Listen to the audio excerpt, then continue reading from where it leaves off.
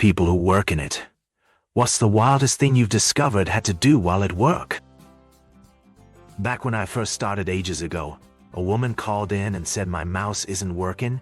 I asked her if it was wired or wireless. I don't know, why would I know that? What do you mean? Is it wired or not? Is there a wire on it? I said I don't know, this isn't my job to know, it's yours.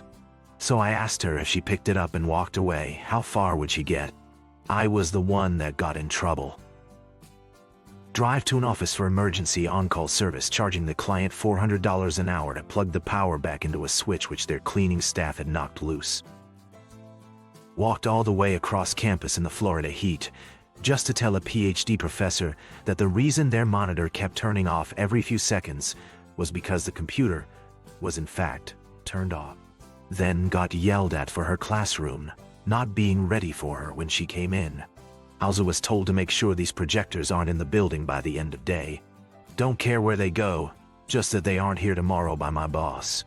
It was more expensive to buy new bulbs for them than to just buy new ones, so that's how I ended up with 5 projectors that lasted years. My husband does not work in it, but he should. He worked on a facilities team at an expensive private school, and one day got a ticket to remove trash a 75-inch DVD. He approached the head of the IT department asking why he needed to trash it when he had just installed it brand new. The head of it told him it won't stop shutting off. My husband loaded it into the work van and dropped it at our house instead. Later, he came home, plugged it in, and turned off the 10-min automatic power-off timer. We got a fancy TV for free. Take literal magnets off of the laptop so that it would work again. Explain to the chief technology officer that having the prod server and its backup server sat next to each other may well save cost on not having 2 data centers, but when that data center, also known as the stationary cupboard, goes, it's not such a money-saving idea. My colleague got a call from a customer who was a pastor as he needed help with his computer. It was a weekend, and my colleague knew his machine name, so he remotely logged onto it as he, in parallel, started calling him.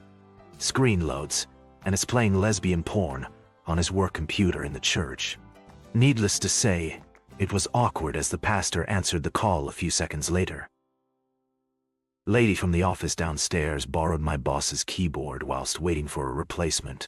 When hers arrived, she washed the borrowed one in the kitchen sink and left it on the draining board to dry out.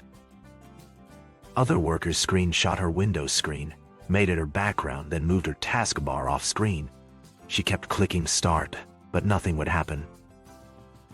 Emergency flight from CA to Gia, because they were getting alarms on their new system, flew out at like 4 a.m., got on site at 9 a.m., told to come back at 9 p.m.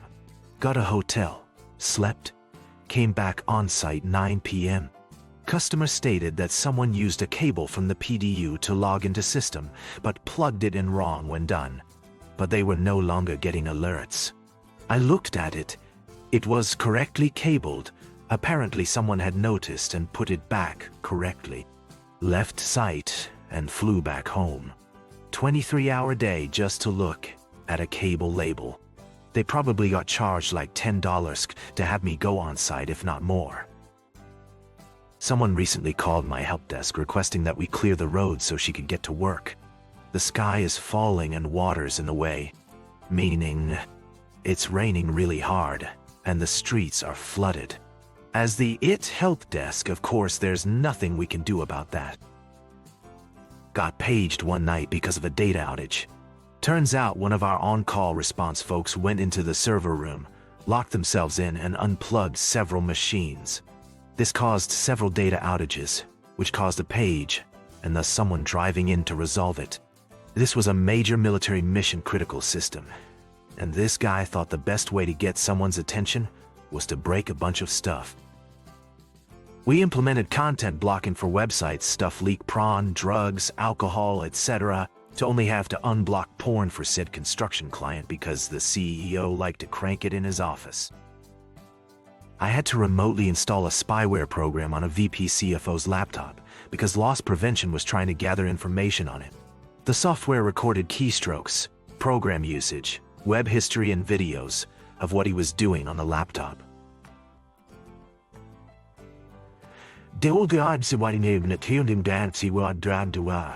He resigned the next day after they found that he had a girlfriend in one of the company's manufacturing plants in China. The guy lost $1 million job for that. Probably lost his wife and home too. Hiding a kill switch in the code of a web application we had because my boss thought the customer would try to steal our code. Just to add, my boss never used the switch, but they did stole our code. I already left the company, but as far as I know there's a lawsuit going on. I remember having to help my boss gather proof of it to share with the lawyers. I walked into the office one morning to my CEO, asking me to follow him to his office. He pulled out a stack of paper, almost a full ream, of printed porn from our network printer and asked me to find out who sent it. Back then, most of our office staff had their own desk printers. I assumed that this person had worked late and meant to print out these pics on his local printer. Our CEO only used the network printer near his office and gets to work well before everyone else. Obviously, dude was fired. I discovered that a CEO worker liked to watch porn. Not any porn. Porn in which the actress is a clone of his wife. It's not deepfakes or anything like that. This happened before such technology was invented. The guy liked his wife so much that he watched porn of his wife's doppelganger while working. We did nothing about it because the guy was virtually unfireable for some reason. Had to spec out a state-of-the-art, no-limit small computer for the CEO. I give 2 options, one best in market skull logo on the front. The other not as good and no skull logo. I submit to my boss, and he says CEO will probably never go for the skull one as it's unprofessional. I look up a plate to cover and add that in. Like a $10 computer alone, 5K monitor. CEO went for skull icon one without plate, cause it was best in market, and skull looked cool. My boss wasn't happy to be wrong. I had repaired a printer at the big insurance company. On the bill I wrote mouse removal, NC. The client questioned my comment printers don't have mice. I responded they're not supposed to. The furry little guy is in the plastic bag next to the printer. AVR.